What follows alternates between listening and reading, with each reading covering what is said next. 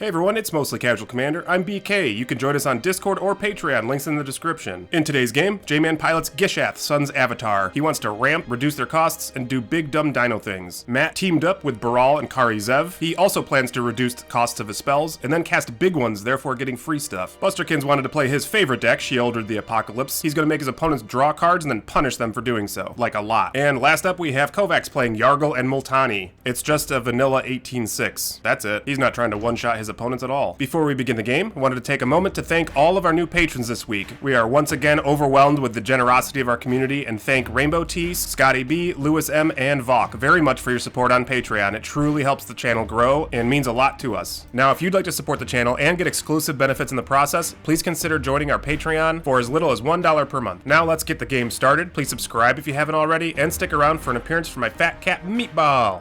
He's so chunky. J-Man started us off by playing Spectator Seeding, then passing over to Matt, who plays Castle Vantris as his turn 1 land. He passed the turn over to Busterkins, who drops a Swamp Drop, and plays Blood Chief Ascension on turn 1. Probably good. Over to Kovacs' turn, he plays a Forest, and he says go. Back to J-Man on turn 2, he drops a Mountain as his land. Then he casts Nest Robber, the 2/1 hasty dino what? He moves into the red zone with Nest Robber at Busterkins, dealing him 2 points of damage before passing the turn back over to Matt, who unfortunately misses a land drop.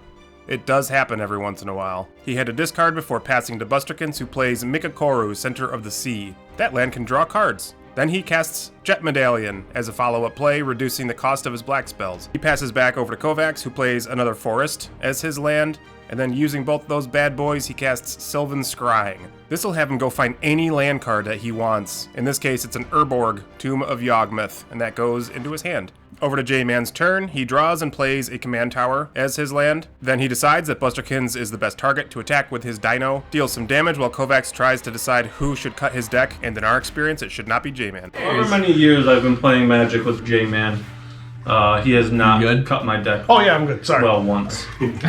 Alright guys, it's gonna be there. Let's go! Matt found a Solundi Isle as his land for turn before passing back to Busterkins. He plays Reliquary Tower. That probably makes sense in his Sheoldred deck. Then he plays Temple Bell. This little guy can draw everybody cards. That sounds good. I mean, I like drawing cards. Back over to Kovacs' turn, he plays a Swamp, and then he casts Roiling Regrowth. This will have him sacrifice said Swamp. He'll go find 2 basic lands from his deck and put them both on the battlefield tapped. He finds a Forest and a Swamp, and he passes the turn over to J-Man, who plays a Plains as his land for turn, and then moves into combat again at Busterkins, dropping him to 34. Then he passes the turn over to Matt, who plays an Arcane Signet. He's getting caught up. On his end step, Busterkins activates his Temple Bell, so everybody will draw a card. On his turn, he draws and plays Cabal Stronghold as his land, and all of his utility lands make him wish he had 1 more Swamp. So he has to pass the turn over to Kovacs, who plays another Swamp, and then he casts Yargle, Glutton of Urborg. This has me thinking we should make a Vanilla Frog tribal deck, Kovacs. Probably not enough Vanilla Frogs in the game. J-Man plays Clifftop Retreat as his land for turn before casting 3 visits.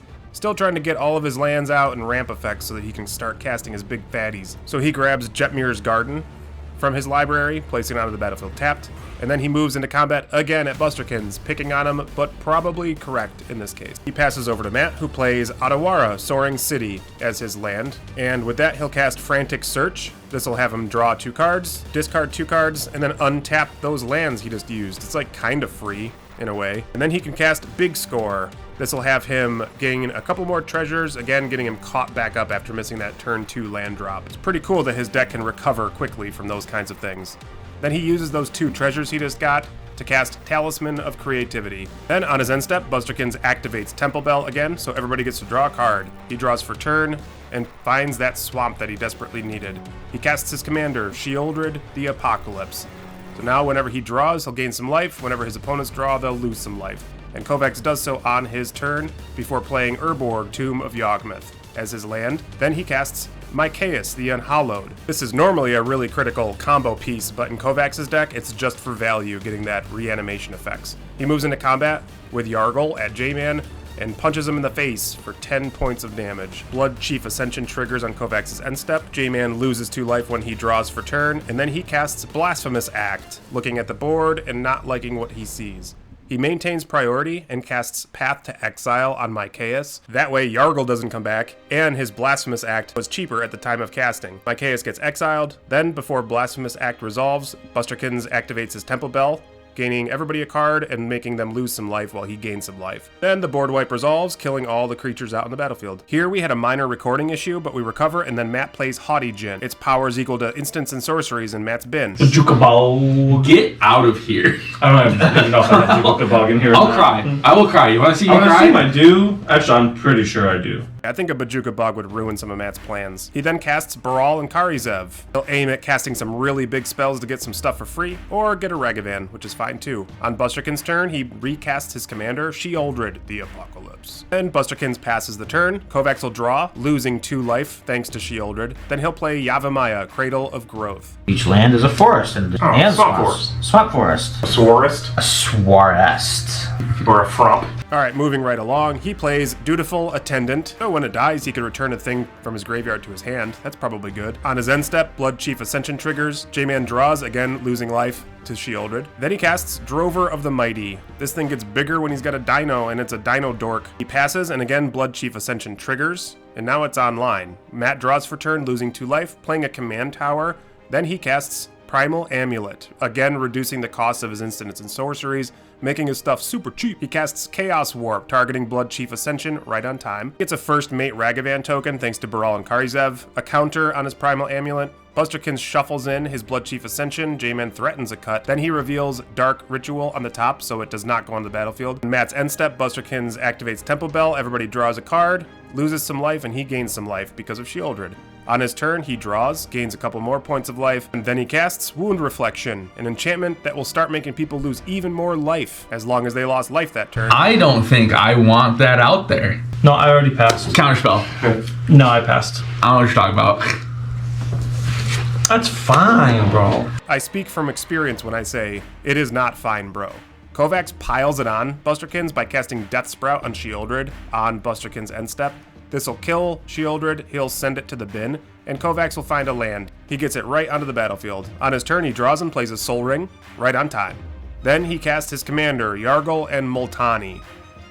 It's an 18/6 vanilla. I don't have anything else to say. Cast a Sorcery Speed Minions Return. This will have Yargle Multani return to the battlefield should it die. He moves into combat at Busterkins, pinging him for 1 point of damage before passing the turn over to J-Man. So he'll draw, and then he plays Otapek Huntmaster. This will reduce the cost of his dinos and give a dino haste if he wants. Then he casts Rampaging Raptor as well, a 4/4 trample haste. In this case, though, he decides he wants to keep it back on defense, worried about Yargle Multani. On Matt's turn, he plays a land, and then casts Past in Flames. So every instant and sorcery in his graveyard has flashback. Primal Amulet gains another +1/+1 counter, and then he recasts Frantic Search from his graveyard. This will exile it. It'll also proc Primal Amulet, flipping it over into Primal Wellspring, and in theory, allowing him to copy a spell in the future. He'll draw 2 from Frantic Search, discarding 2, and then Frantic Search gets exiled. He'll untap 3 lands as well. After that, he'll cast his Galvanic Iteration, one of the first cards he put into the bin this game. This will have him copy the next spell that he casts, so he recasts Big Score, also using Primal Wellspring, so he gets Big Score, Big Score, Big Score. 3 copies will resolve, so he starts pitching cards for each one of them. A land gets him to draw 2, as well as gain 2 treasures. He pitches another land, drawing 2, gaining 2 treasures. And finally, he pitches a 3rd land, drawing 2 and gaining 2 treasures. I'll just have you remember when you were short on lands, buddy. Following that, he casts basically Big Score again, but instant speed, with Unexpected Windfall. So he'll pitch another card. Guess what? It's a land. He'll draw 2 and make 2 more treasures. Everyone held their breath for a moment, but it looks like Matt somehow ran out of steam. On his end step, Busterkins activates Temple Bell, everybody draws. On his turn, he casts Reanimate, putting Sheoldred back out onto the battlefield for the low cost of 1 black mana and 4 life. Pretty good. Then he casts Dark Ritual. Using that floating manas, he casts Bolas's Citadel. It'll be one of my favorite cards in the whole game of Magic the Gathering, the card game cards. At the top of his library, he casts Howling Mine, the low cost of only 2 life. After that, he'll use Bolas's Citadel some more, getting a swamp out onto the battlefield.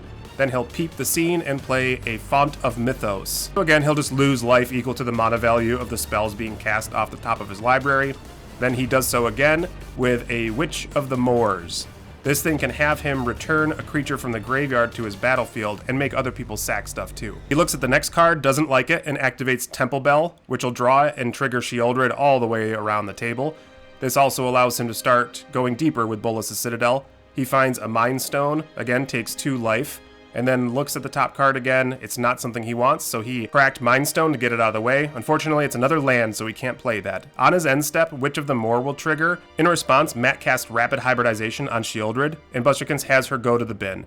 Kovacs sacrifices his Dutiful Attendant, getting his other Yargle back to his hand. Matt sacrifices his first mate Ragavan, and J-Man loses a Dino.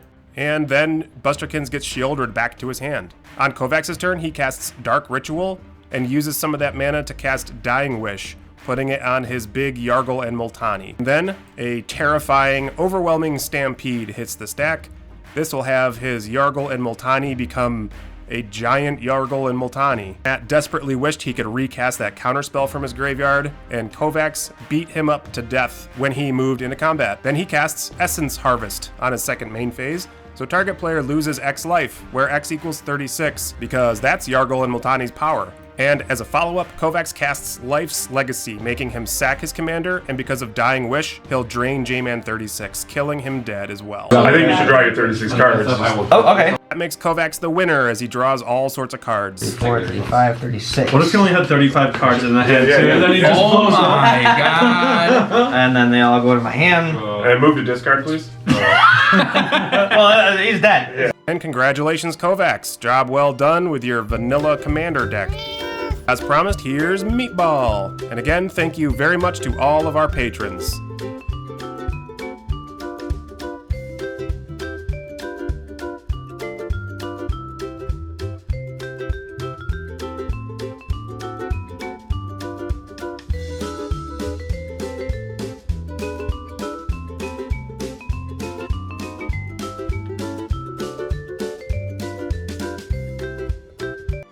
And there you have it, that's the game. We hope everybody enjoyed this one. A nice pairing with new commanders and some older ones as well. Still pretty shocked with all the damage that Yargle and Multani did right at the end there.